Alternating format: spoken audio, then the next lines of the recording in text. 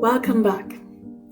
We have journeyed through building meaningful connections and explored various facets of making a positive impact.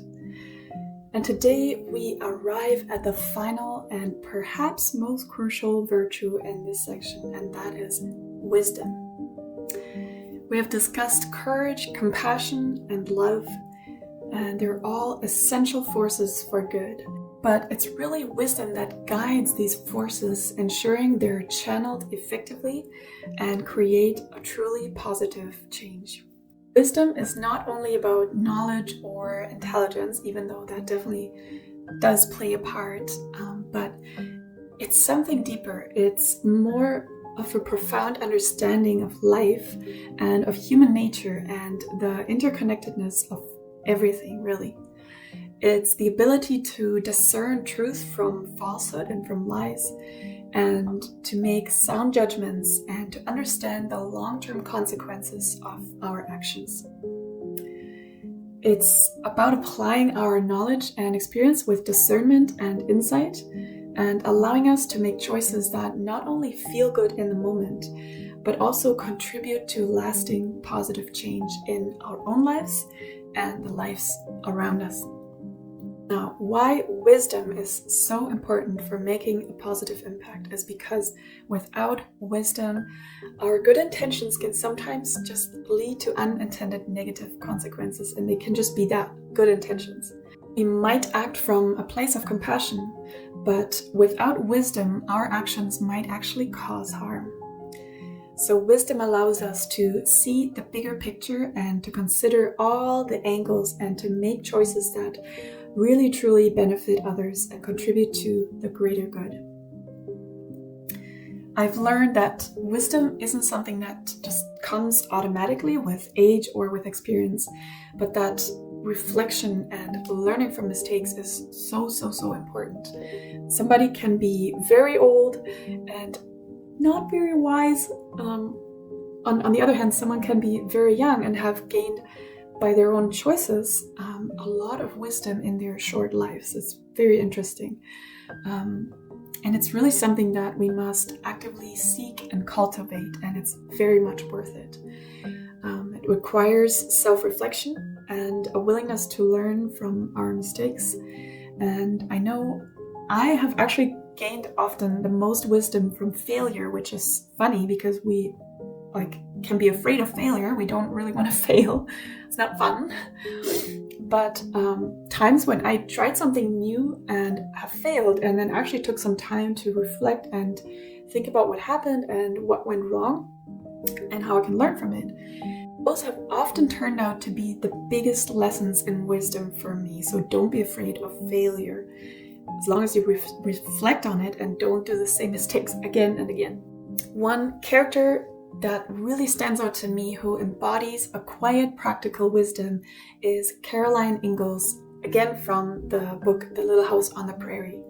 And by the way, I don't know if I've said this before, but maybe you're not even a big reader or you don't like listening to books. I usually just listen to books. But if that is the case, for many of the books there are beautiful reproductions, movies or shows that you can watch and still gain the precious insights and just see these role models and try to emulate them. So for example, The Little House on the Prairie has a beautiful TV show that you might already be familiar with. So back to wisdom. As I said, Caroline Ingalls to me really represents wisdom in many ways. Life on the frontier was very challenging, filled with hardships and uncertainties. But Caroline really consistently displayed a remarkable wisdom in navigating these challenges. She was calm and measured in her approach to problem solving, offering thoughtful guidance to her family amidst the difficulties of pioneer life, and that was not easy. Caroline's wisdom wasn't flashy or dramatic. It was a quiet strength, a deep understanding of human nature and the rhythms of life. And she possessed a practical wisdom, knowing how to manage resources, make difficult situations, and maintain a sense of hope in the face of adversity. She also displayed emotional wisdom, offering comfort and support to her family and her kids, and helping them to navigate their own emotional challenges. Her wisdom was rooted in her deep love for her family and her unwavering faith. And I find it very beautiful and inspiring. So, bringing it back to you, this week I want to encourage you to reflect on what wisdom means to you and how you can cultivate wisdom in your life this week.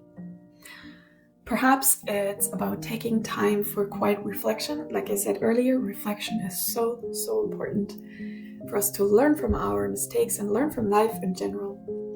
So take time to reflect.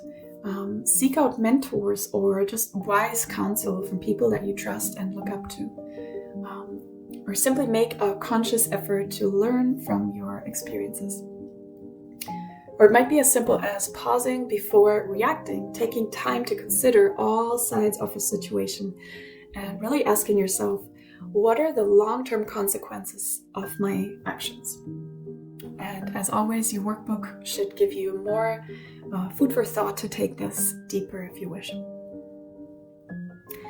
Remember that wisdom isn't a destination, but it's a lifelong journey. We never stop.